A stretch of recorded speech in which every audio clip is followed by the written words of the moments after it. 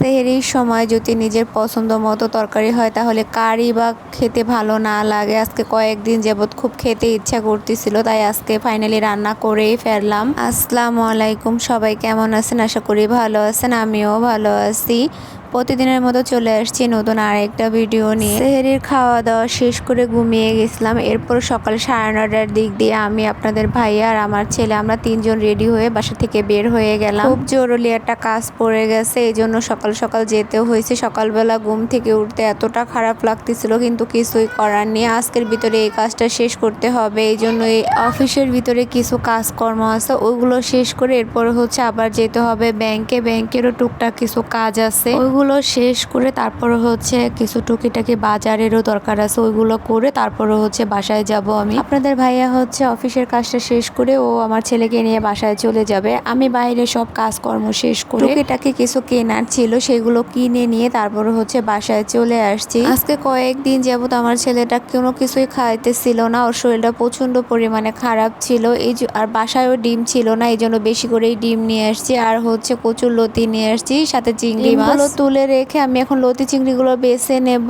আর fridge থেকে গতকালকে যে গরুর কলিজা নিয়ে আসছিলাম সেটা বের করে নিয়েছি, আজকে ওইটা বোনা করবো আর লতি দিয়ে চিংড়ি মাছ রানবো। এরপর এটা বিকেল বেলা। আপনাদের ভাইয়া গতকালকে আমি বলে দিছিলাম যে বাসায় কোনো ফল নেই, এই জন্য ফল নিয়ে আসছিল রাত্রে, তো ওইগুলো আর আমার বের করা হয়নি, ওইভাবে রেখে দেওয়া হয়েছিল। সেইগুলোই আমি এখন বের করে গুছিয়ে রাখতেছি। এখানেও আপেল আর মালটাগুলো একটা ঝুড়ির ভিতরে রেখে এরপর খেজুরগুলো আমি একটা বক্সের ভিতরে রেখে দিচ্ছি। আগেরও কিছু খেজুর আনা ছিল আর গতকালকে আনছে, সবগুলো একসাথে করে আমি এই বক্সের ভিতরে রেখে দিলাম। কিছু গুছিয়ে রেখে তারপর এখন আমি ফলগুলো কেটে নেব, পানির ভিতরে ভিজিয়ে নিচ্ছি। আজকে অনেকটা সময় ভিজিয়ে রাখবো না, এখন এই ফলগুলো কেটে আমি ফ্রিজে রেখে দেবো। আজকে একটু আর্লি ফল কাটতেছি, কারণ আপনাদের ভাইয়া বাসায়, ও বাসা থেকে ইফতারি করে তারপরে দোকানে যাবে। রাত্রে তো অনেক রাত্রে আসে, তারপরে সকালবেলা আবার কাজের জন্য সকাল সকাল বের হতে হয়েছে। ঠিক মতো ঘুম হয়নি, এই জন্য প্রচন্ড পরিমাণে মাথা ব্যথা করতেছিল, তাই সে ঘুমিয়েছিল এতক্ষণ।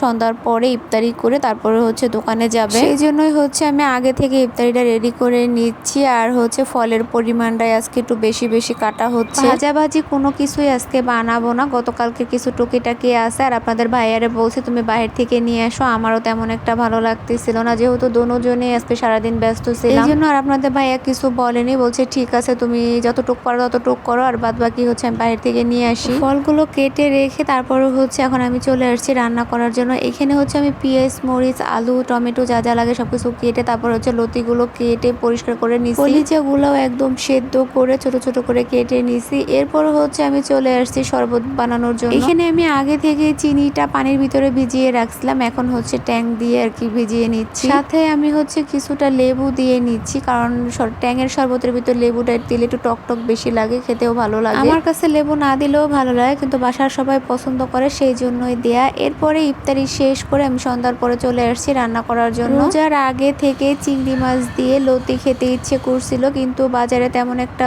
পেতেও ছিলাম না, তাছাড়া এনে বেছে রান্নার আলসিতেও খাওয়া হচ্ছিল না। অবশেষে ফাইনালি নিয়ে আসলাম। লতিটা খেতে যতটা মজা, কিন্তু তার চাইতে দ্বিগুণ বেশি পরিষ্কার করতে কষ্ট হয়। আজকে আমার অনেকটা খারাপ লাগছিল লতিগুলো বাছতে। মোটা লতি হলে তেমন একটা কষ্ট হয় না বাছতে, যেহেতু এগুলো দেশি চিকন চিকন লতি, এগুলো বাছতে অনেকটা সময় লাগে। এখানে আমি যেভাবে লতি রান্না করি, তো পুরো রান্নাটাই আপনাদেরকে দেখালাম, যে কেমন হলো সবাই কমেন্টে জানাবেন। এরপর আমি কলিজাটা ভুনা করে নিচ্ছি। কলিজা তো আগে থেকেই পরিষ্কার করে নিয়ে আসে, এখন শুধু রান্নাটা করে নিলেই হবে। তো পরিমাণ মতো তেল দিয়ে এর ভিতরে পেঁয়াজটা একটু ভেজে নিয়ে মশলাগুলো আমি দিয়ে নিলাম। এখানে আগে থেকে একটা বাটিতে হলুদের গুঁড়ো, মরিচের গুঁড়ো, স্বাদ মতো লবণ, তারপরে আদা রসুন বাটা, গরম মশলা বাটা, সবকিছু অল্প পরিমাণ পানি দিয়ে গুলিয়ে নিয়েছিলাম। সেগুলো একসাথে দিয়ে ভালোভাবে কষিয়ে কলিজাটা রান্না করে নিলাম। তো আমার ভাতও রান্না করা হয়ে গেছে। রান্না বাড়া শেষ করে সবকিছু গুছিয়ে রেখে এরপরে চলে আসছি আমি থালাবাটি ধোয়ার জন্য। রান্না বাড়া করতে যতটা সময় না লাগে, কিন্তু রান্নার শেষে থালাবাটি ধোয়া, রান্নাঘর পরিষ্কার করা, এগুলোতেই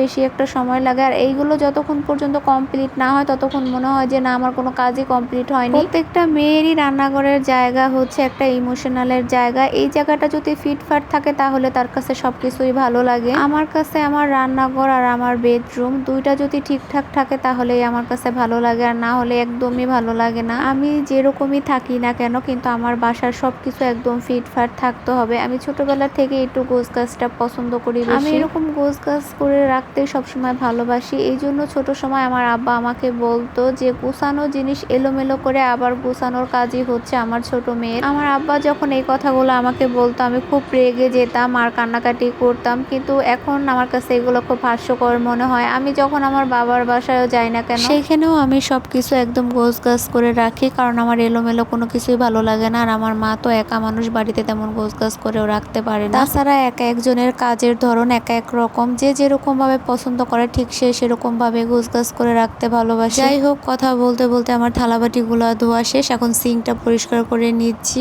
আর হচ্ছে আজকে কয়েকদিন যাবত ইফতারির পরে রান্না করার কারণে অনেকটা রাত হয়ে যায়, যেহেতু 2-3 দিন যাবত অনেক ব্যস্ত, এই জন্য ইফতারির পরে আসি রান্না করতে। ইনশাআল্লাহ আগামীকালকের থেকে একদম ফ্রি হয়ে যাব, তখন আর রাত্রের বেলা রান্না করা লাগবে না, দুপুরবেলা রান্না করে তারপর হচ্ছে ইফতারিটা রেডি করে নেব। সারাদিন রোজা রেখে ইফতারির পরে রান্না বাড়া করতে একদমই ভালো লাগে না, পুরো শরীরটাই ছেড়ে দেয়। তো এরপর হচ্ছে দেখেন আমার পুরো রান্নাঘরটা একদম পরিষ্কার করা হয়ে গেছে। ভিডিওটা কেমন লাগলো সবাই কমেন্টে জানাবেন। আজকের ভিডিওটা এই পর্যন্ত, সবাই ভালো থাকবেন, আল্লাহ হাফেজ।